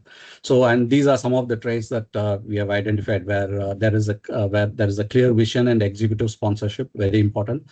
Clear priorities, where they want to achieve, whether it's in the customer facing or internal facing, within internal, whether in the core operations or in the business operations. They need to have clear priorities, and ownership, also very important, both from not only from the IT perspective, but from a business have to be onboarded, because this whole thing will be because the processes will be impacted and they have to give the blessing. So the ownership is also very important. A structured execution. There should be a standard structured methodology that needs to be followed. I'll show it in the one of the views in the next slide. That can be repeated by all the teams. It has to be defined. Clear governance defined, and enablement. Enablement also has become one of the major barriers. I didn't share, but the workforce enablement, because this is a totally new area. People have to know how this works, and because it's moving so fast, enable becomes that much more critical. That rather than a yearly training, they need to go into regular trainings on what things are happening, both from IT, business, and operations teams. That's what we see, and it's very critical. That enablement on the workforce enablement is becoming very critical these days. And then the continuous improvements, tracking and monitoring and performing the continuous improvements. So this is a quick framework that we have worked out based on our experience on what are the various steps involved when you want to roll out a use case. For example, you start with discovery, assess, prioritize. We redesign the process. We launch pilot. It's important because this again is something new, and with the probabilistic nature of what we are handling, doing pilot is very critical to ensure that we fine tune the agents or prompts as much as possible to ensure that, and the harness to ensure we get the right results. And then we look at rollout and measuring. Measuring again, traditionally we measure the success of solution very differently versus in AI era where we eval every responses from the LLM model. We eval a cost that we incur with the LLM, using the LLM models. A lot of various new dimensions that are come. So we need to measure that. And then we see how to optimize it moving forward. So, and this has to be a repeatable process that has to be established when rolling out the use cases in the enterprise. So I've just shared some of the experiences that from our experiences, what we have seen in enterprises for the challenges and the methodology thought process that enterprises are going through. Now, in order to make sure that this can be really rolled out within enterprises, the key are the people, and especially we want to focus on a couple of roles here. One is the senior leaders, who are very important, the executives, who basically set the direction for the vision for the AI adoption, and they are very critical. And they have to make sure that the key outcomes are very clearly defined for the organization, whether it's the AI strategy, which can be a two-pager with a clear approved strategy tied to the business goals. Should be there.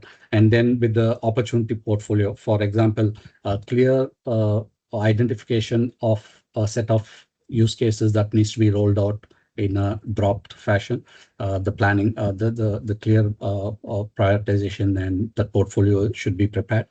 And enterprise AI roadmap, putting an enterprise AI roadmap for both from a transformation perspective, as well as a business transformation, process transformation perspective, as well as from a technology transformation perspective. A clear roadmap should be defined, focused on AI adoption. And governance framework, very, very critical. All the guardrails, the do's and don'ts, and clear principles defined how to use, what to use, what are the data to be protected. So all those governance guardrails has to be clearly defined. So and this is the senior leaders, they have this key role to play in the whole transformation. But again, senior leaders set the agenda, but the actual execution is done by the managers. So here, managers are the people who actually decide how to execute the vision, right? So when it comes to managers, they are responsible to work closely with the with either IT manager working with the business head, or vice versa. They are responsible to jointly work on the priorities and translate and redesign the processes or any tasks that they have chosen to be adopted for AI based transformation, and clearly define the measurable outcomes. In practice, they identify and prioritize use cases, redesign workflows, enable their teams. Again, very important there. The teams have to be enabled. They need to know how this is going to work, what value it's going to generate, what are the challenges they would face. All those clearly educated. The teams are educated on all those aspects, and then decide on the rollout. How it's going to be rolled out. And the managers, again, these are going to real tangible outcomes are going to be driven by the managers, and it's critical how they approach this. So they should be having the skill set, the methodology, understand the methodology and the process to achieve that. So we have seen how senior executives and managers play critical role in a successful adoption of AI within the enterprise based on the current view that I gave on the thought process and the challenges. Now, the key now is how you build that capabilities for these top leaders, both the senior executives and managers, and which is where, from our perspective, we are working out to launch a couple of programs. One focused purely on for senior executives. This is where this program is what we will use to build the leadership capability where they can practice and apply attending this, which we call it as a Executive AI Adoption Program, designed specifically for senior leaders, where they will walk away with the structured, repeatable adoption methodology that they can practice, do hands-on, or they can practice once they finish adopt it within the organization as much as possible when they finish the course, where we use frameworks, templates, role plays kind of approaches to explain based on the current experiences that we have helping enterprises adopting GenAI. We'll also share some real-world scenarios, how enterprises adopt and the challenges that they faced from all the way from enablement, ideation, design realization. What are the challenges you would face? Yeah. And also the operation model, define the operation model, how when you roll out AI, how to define an operation model, and how to compute ROIs and how to do an investment plan, because there are multiple costs here now. It's not just compute and some database costs. There's LLM costs. There is different types of database costs. There are other third-party service costs may come in. How do you integrate safely, or how do you security? How do you ensure that data is not exposed, and all those kind of things come with some costs. So how do you put all this together? So we also try to cover that. This. So that's the leadership part, and then obviously, as I mentioned earlier, the managers. For the managers, again, this is aimed mainly from a manager IT transformation, AI transformation perspective, where how managers play a role and what they need. Similar to executive transformation program, managers get practical grasp on AI adoption execution frameworks. And we will share some templates and tools with hands-on simulated scenarios for them when they attend this, where they can they practice identifying, prioritizing AI opportunity, learn workflows, how to redesign how redesign works when you introduce agentic or GenAI kind of component within the workflows. So and then how do you handle, for example, resistance, or how do you handle challenges, business challenges that come your way? So that's what the managers will learn, and then come up with the plan, rollout plan. How do you plan for the rollout? Including, like, one of the things also changes here is how do you do testing of your solution. It's a bit a different approach you need today, new tools, new techniques, new testing strategies. How do you do that? So all those part of the planning we'll try to share in this program. And what kind of enablement that will be required if there is a agentic AI or GenAI based use case that is being rolled out. What is the structure of the team? What kind of skills the team should have? So we would also share that. So that's this program. So the focus area, just to highlight again, will be around the opportunity identification, use case prioritization, workflow transformation, and AI adoption planning. The program is on,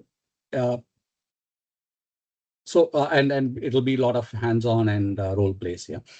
Now, having talked about two programs, when we talk about these programs to people, the next question comes is, how do I measure? You know, if say I attend this training, I go adopt the strategies, techniques, the templates that we share, the approaches.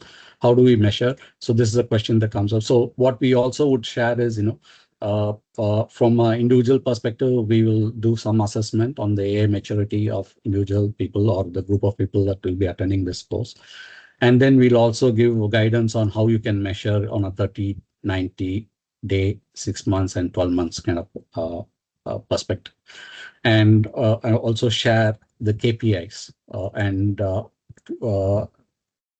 generic approach on how you can, because there will be fine tuning required if for every organization, but on a generic approach, what are the KPIs and how do you measure those KPIs? So these are the kind of information also that we will share as part of the program. Yeah. So why these programs are different from traditional other hands-on technical program. This mostly it focuses on the adoption aspect of it, not on the technical aspect. So that way it's different. So it is very much into the transformation, the things that you need to do. How do you identify opportunity, the challenges around that?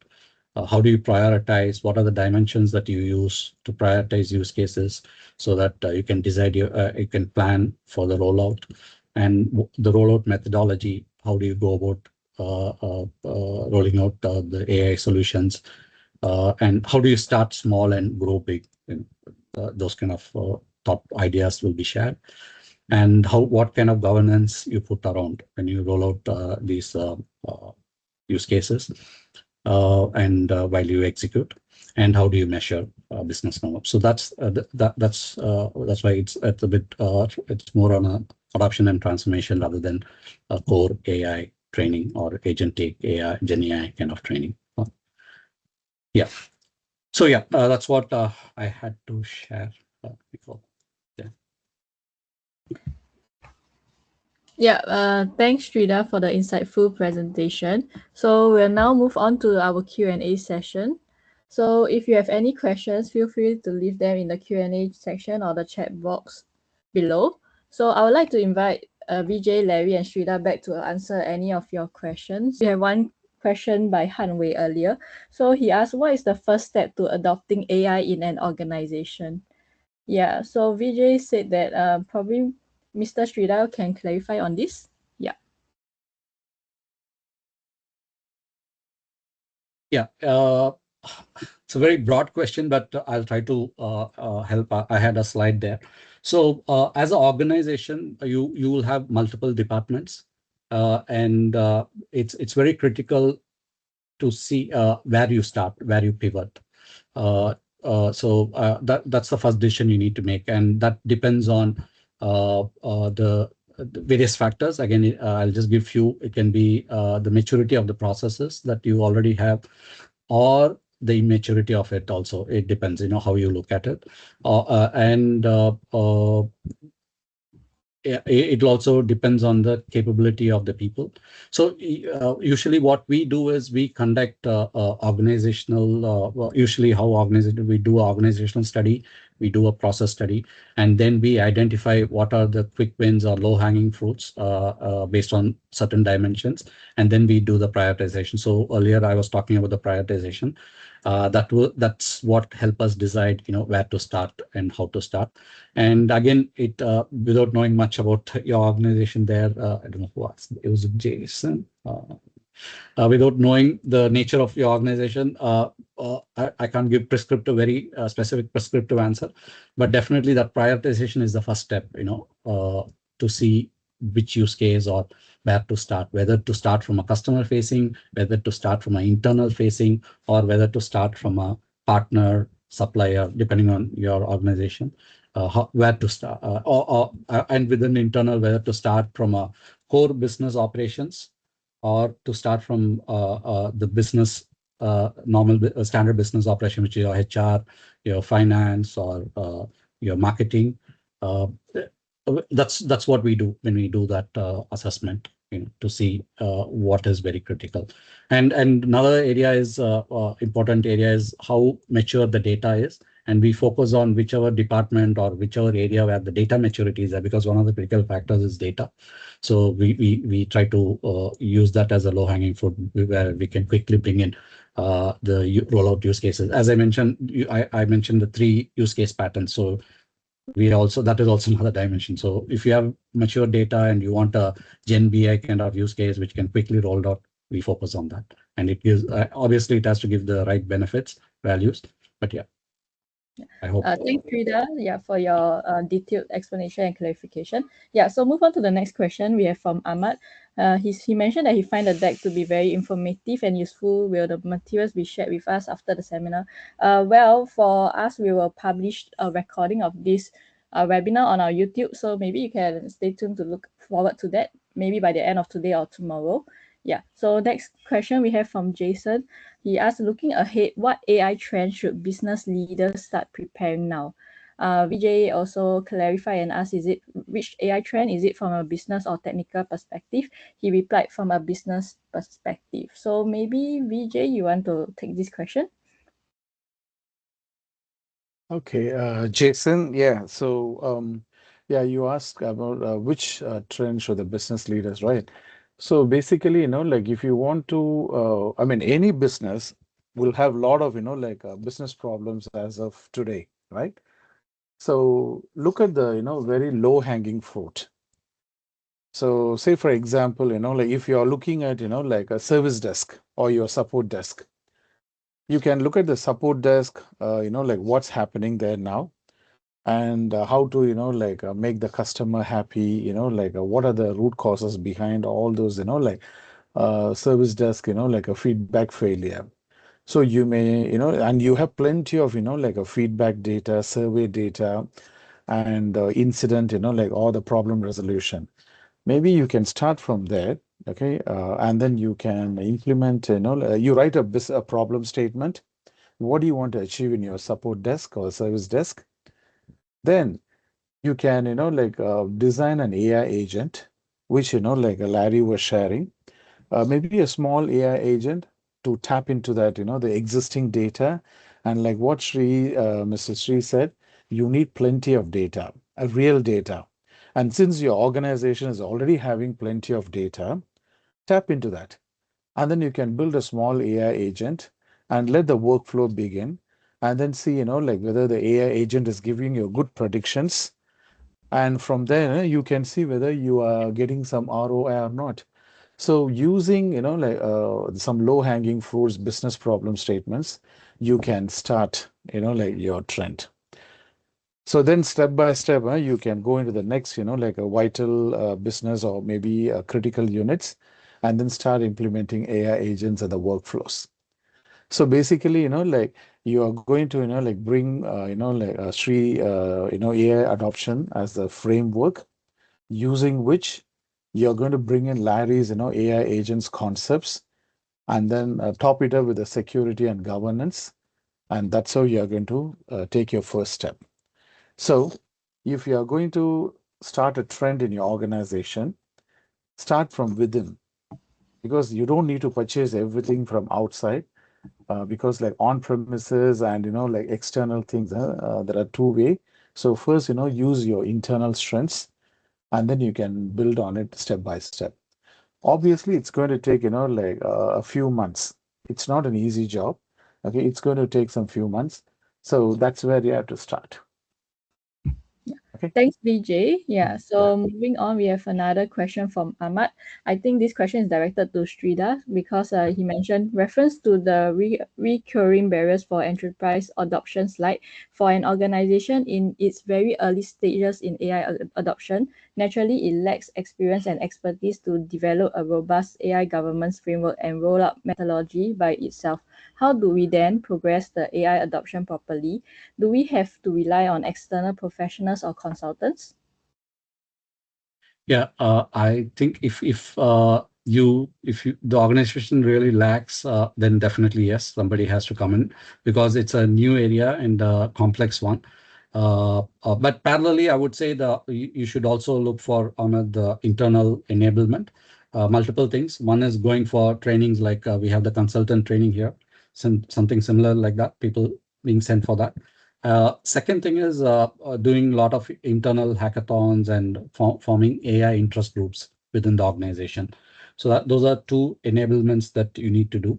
But definitely, if you don't have expertise, for sure you will need someone like a forward deployment engineer from some organization.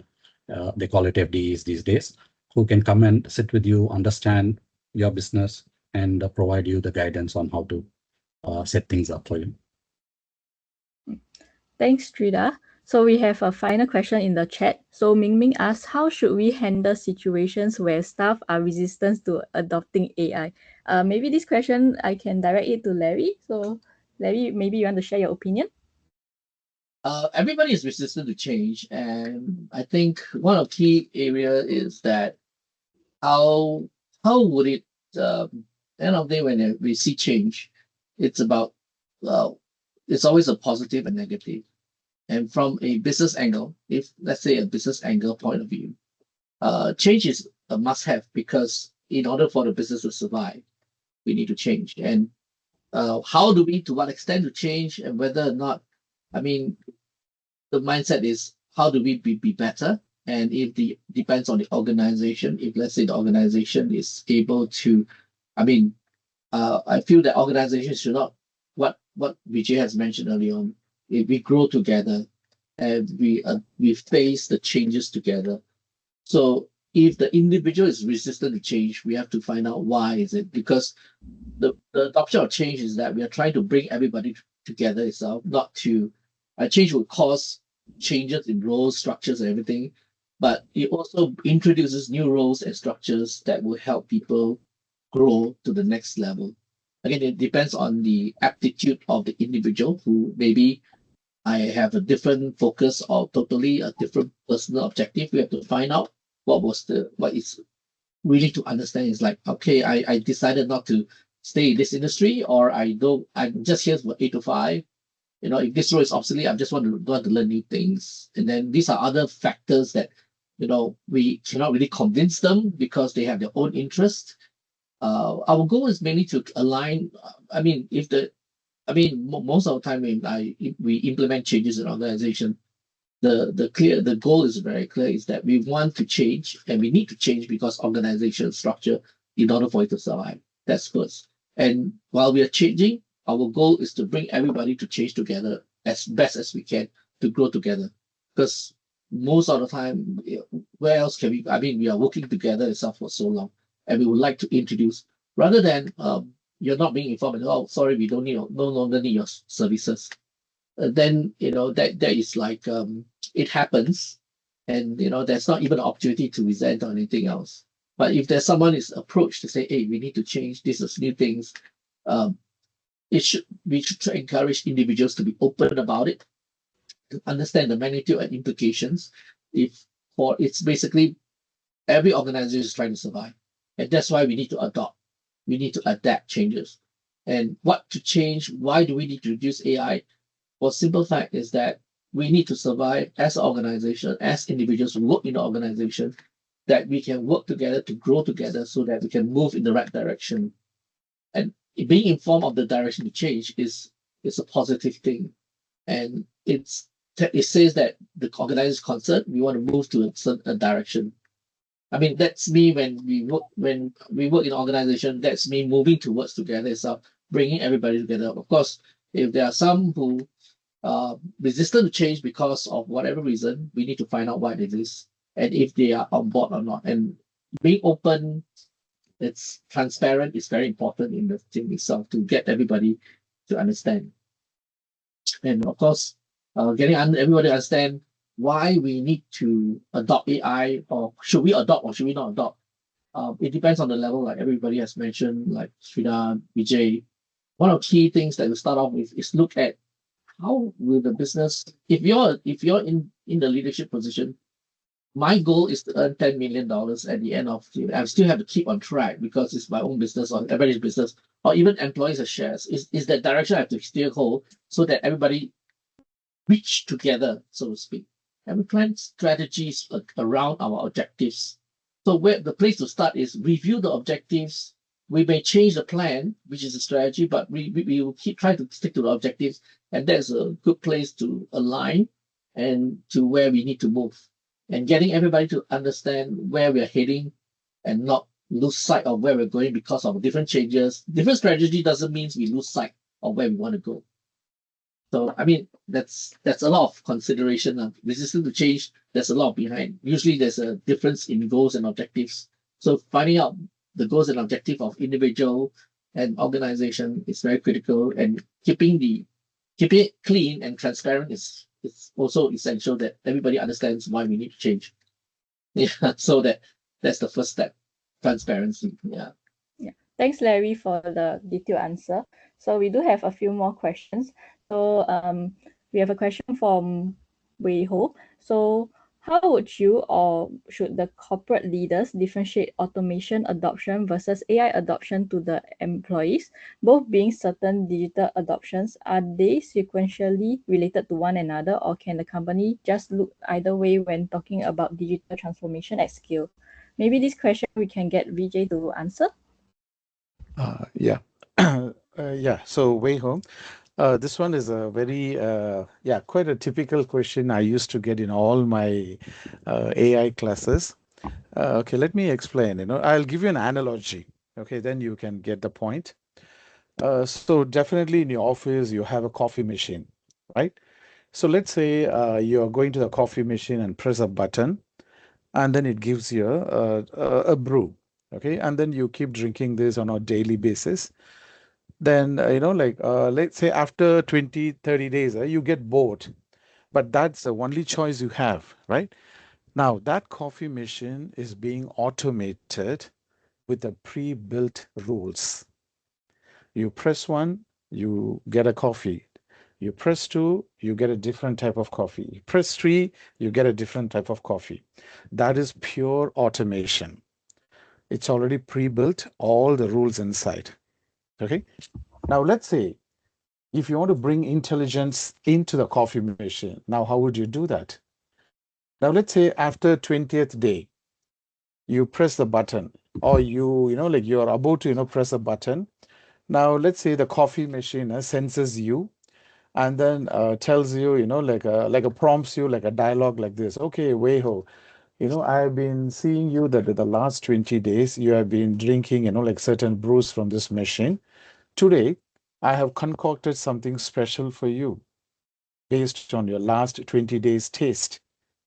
Why can't you try something new, which I have concocted today for you? Now that is intelligence, which is AI we are talking about. So automation is you just design the rules built inside. You can just switch off the lights and go home. It'll run forever. Okay, unless until one day the whole thing crashes. Okay, that's a different story. Okay, but when we say intelligence, it's studying your pattern. Okay, it's studying your consumption. Okay, behavior. Okay, and then it learns. Okay, that what you are doing in the last like 10 days, 20 days, and based on that, it gives you something new. Now that is like AI. So you have to ask yourself, like, I mean, within along with your business team, should we go for adoption? I mean, sorry, we should go for, like automation, which is going to be preset and then switch off the light and go home forever. Or you're going to have some intelligent machines, which, like keeps learning from the past experience. Okay. So both are considered as, like digital transformation today. So under digital transformation strategies, you have both automation and AI. So we can't, like it's like like do you need a like a green apple or red apple? Yeah, both are apple, but red apple is sweet. Like sometimes like we can make some fantastic juice from that, but the green apple is a bit sour, used only for a certain purpose. So that's a Yeah, decision your business must make. yeah. And let me add, if I may, Okay, yeah. one of the things that it's more on my alley is what we were talking about. The difference is maybe the thing reasons it and assess the situation, and before it decides on act, and then after it acts, then it observes the results, and then it learns from it. Like what we mentioned, like what Vijay mentioned. So the main difference between what we want to do, transformation, digital transformation, automation is kind of static itself. You kind of change everything that you would procedural.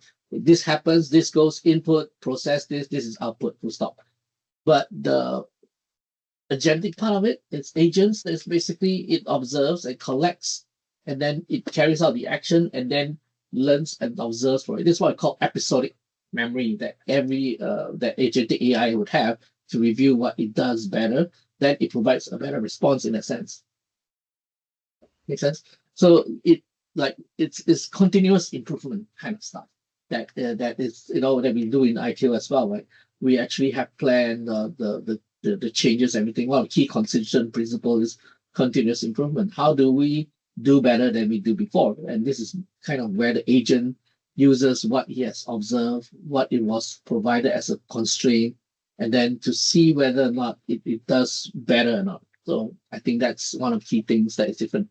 And of course, while doing it, we still have to put guardrails to be observant that it doesn't reason itself too much, that it goes beyond the scope and it goes to a territory that is not what we would like to have.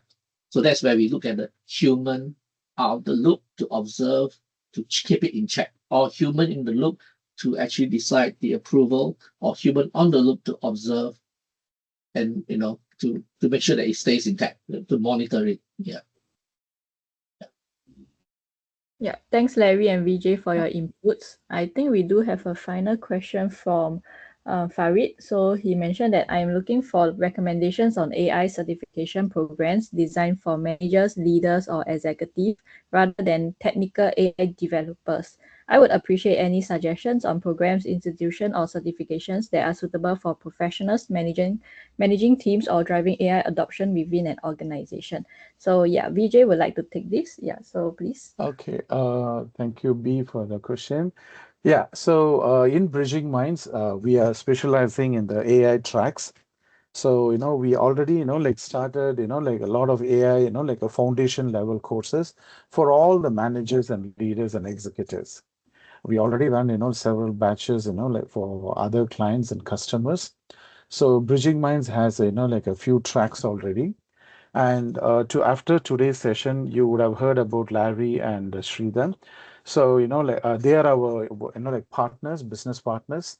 So they are also going to launch a lot of courses down the road. Yeah, of course, some are technical and some are, like managerial too. And we also have ITIL from PeopleCert, information technology, infrastructure library courses. Yeah, I think you would have heard about ITIL course, right? Yeah, you can talk to our account managers and sales managers. Yeah, they would help you, okay, to, design a track for you. And we have been running these courses for quite a long time in the last 6 months.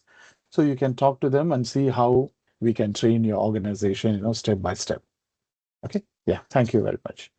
Yes, B. Yeah, thank you, Vijay. We do have I, a I think B, she has a question, is it? we do have a question from Wei Ho again on a follow-up question.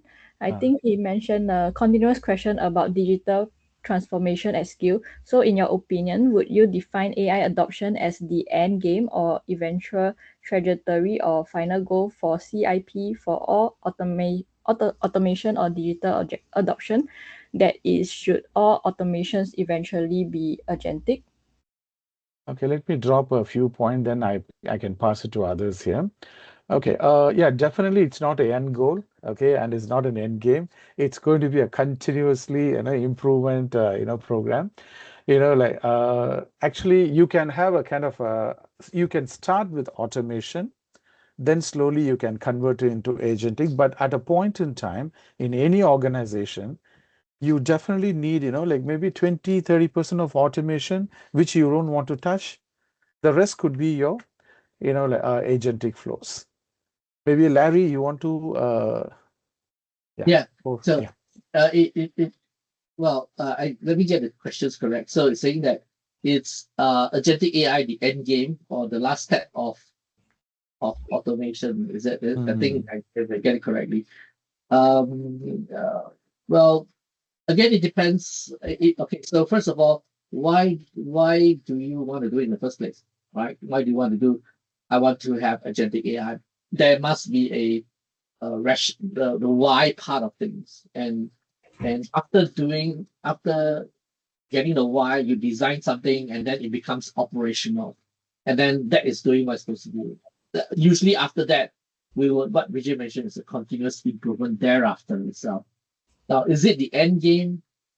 It really depends on what's the next step, other areas of improvement which you would use another approach, which might make more business sense. Sometimes you might just purely do simple automation because it's not enough. It doesn't make because every one of us have that kind of like cost benefit thing that we think about. Maybe having agentic AI makes sense because it helps us uh, do something, and then eventually the benefit is greater than the cost itself. That's why we're doing it. But certain things, putting agentic AI because we still have the cost in implementation itself, cost in running it, like internal resources availability, you have limited. So again, it's like a similar thing. How much do we need to put in a context window? Should we do fine tuning only, or should we invest in a RAG system to actually, learn new things? Because bear in mind, change is constant, and not just agentic AI. The requirements change itself. The intent or the very purpose of why you did it in the first place may have changed. So and that is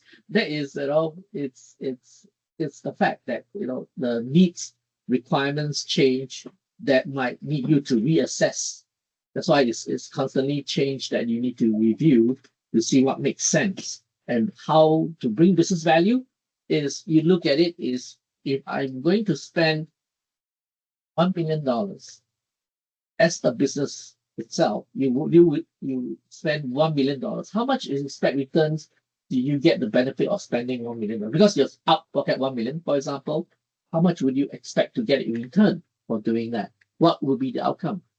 You would need to 1 million will at least get me 10 million or 5 million, depending on what it is. Not if I put in 1 million, I get 1.1 million. Well, sure, maybe it's good enough, but may not necessarily be. Or even worst case, it could be I spend 1 million, but I might, what's the consideration is I spend 1 million, but I only get about 500K. Negative. I don't even get 500K back. It's not showing anything yet. nothing to show for, So, so again, it's agentic AI. The end game is consistent. Agentic AI may not always be a solution, but it is one of the most effective one, and it really depends on your current environment. If you want to start a journey on agentic AI, you can start building a foundation for your future adoption. But do you need to do everything agentic? Not necessarily. What makes sense? Maybe a simple automation will do the job. Yeah, if I can add a simple thumb rule you can apply is if you have a use case which is very deterministic, like I'll extend the analogy was given by Vijay. You have a vending machine and you clearly know you press one button, you'll always get ice lemon tea, right? You don't know agentic there, right? Yeah. Versus where you personalize something, where like Vijay's example, then yeah, agents may be required, right? So where deterministic, where you have very structured, predefined rules, in that scenarios, agentic is costly. No point using agentic because there is a cost that is attached with the agentic when you talk about agent. Non-deterministic, where you set just the goal and you want to execute something. You want the agents to decide how it has to do within the bounds, obviously, but you just set the goal and you don't know. It's very dynamic. Example, traditional chatbots, you go to banks, those were all fixed answers you get because they fixed all the answers. Whatever question you ask, the answer will be the same if you have experience. But now it's very dynamic. It's very personalized. You can make it which is where agentic comes into play, because agents can dynamically fine-tune the tone, fine-tune the message. It can understand different types of messages. People typing, I want to do fund transfer versus do fund transfer versus can you do fund transfer? All these can easily be addressed. So the dynamic nature of the situation and goal setting kind of situation is where I think agentic plays very well, very strong there. Yep. Thank you, Shrida, Larry, and Vijay. So I believe there is no more questions. So yeah, we have concluded the Q&A session. So thank you everyone for your questions and speakers for your answers. So before everyone leave, I would like to share an exclusive offer. We understand that today's webinar has introduced a number of AI topics, and you may be interested in exploring one or more of these areas in greater depth. As a thank you to our attendees for joining us today, we are offering up to 15% discount off selected AI courses from 23 July to 7 August. So these courses include AI Professional, CompTIA Sec AI Plus, Architecting the Agentic Future, AI Threat Landscape and Risk Fundamentals. So we also have some courses that are also releasing in later part in Q3 and Q4. So they are on the right side of the screen. And to make things a little more exciting, we also have a special giveaway for our webinar attendees. Anyone who registers for any of the promotional AI courses during the campaign period will automatically be entered into our lucky draw to win a pair of Jabra earbuds. So here's how it works. Register for any of the discount AI training courses between 23rd July to 7 August, and your entry will be automatically qualify you for one lucky draw entry to win the pair of Jabra earbuds. And then you have to attend the class. And lastly, the winner will be announced on 24th August. So don't worry, all these details of the promotion and giveaway will also be included in the post-event email.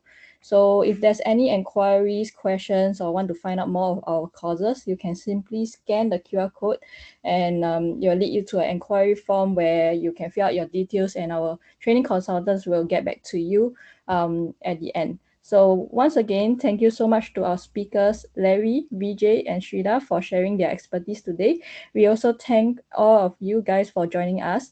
If you have any further questions or would like to learn more of our AI training programs, please don't hesitate to reach out to the BridgingMinds team. Have a wonderful day, and we hope to see you again at our future events. Thank you, everyone.